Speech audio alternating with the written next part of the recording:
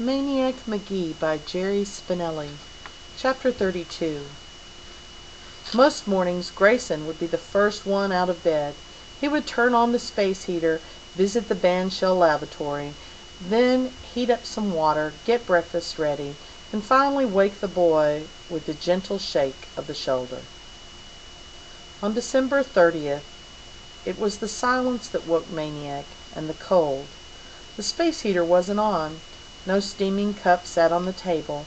The old man was still under the covers. Maniac went over. "Grayson?" He shook the old man. "Grayson!" He took the old man's hand. It was cold. "Grayson!"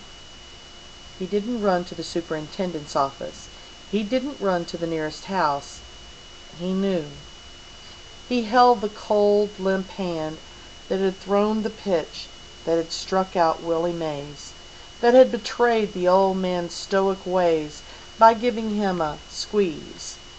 He began talking to the old man about places he'd been on the road, about places the two of them might have gone to, about everything. Then he began to read aloud. He read aloud all the books the old man had learned to read, and he finished with the old man's favorite, Mike Mulligan's Steam Shovel. When he looked out the window, it was night. He dragged his chest protectors alongside the old man's mat and lay down, and only then, when he closed his eyes, did he cry. The funeral, such as it was, took place on the third day of the new year. Maniac had at last gone to tell someone, the zookeeper, and from then on he pretty much stayed out of the way. Grayson came to the cemetery in a wooden box. The pallbearers were unknown to Maniac. They were members of the town's trash collecting corps, and as they huffed and bent to lay the box over the hole, they smelled vaguely of pine and rotten fruit. Maniac was the only mourner. He had thought the park superintendent might show, or the attendant at the Y locker room, or maybe the lady who ran the park food stand in summer. None was there. Only Maniac and the man from the funeral home, and the 6 pallbearers, and 2 men off to the side smoking cigarettes and leaning on a little hole-digging tractor that made Maniac think of something. He smiled inwardly.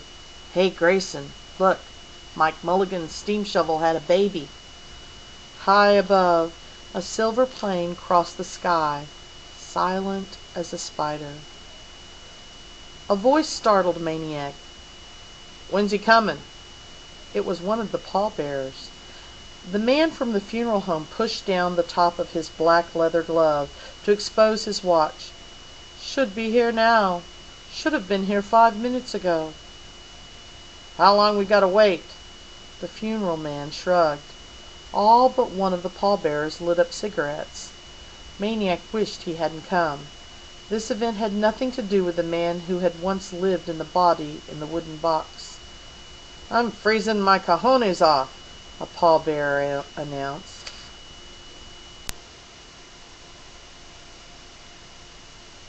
Maniac Magee by Jerry Spinelli. Chapter 33. January of that year was too cold and dry for snow. It was a month of frozen hardness, of ice.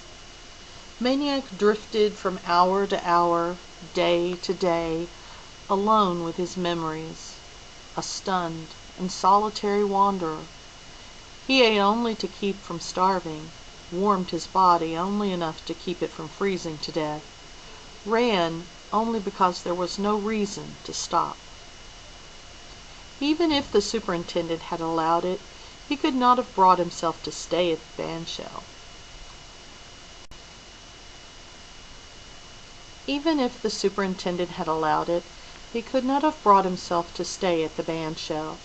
He returned only long enough to pick up a few things, a blanket, some non-perishable food, the glove, and as many books as he could squeeze into the old black satchel that had hauled Grayson's belongings around the minor leagues. Before he left for good, he got some paint and angrily brushed over the 101 on the door. During the days he ran, usually a slow jog,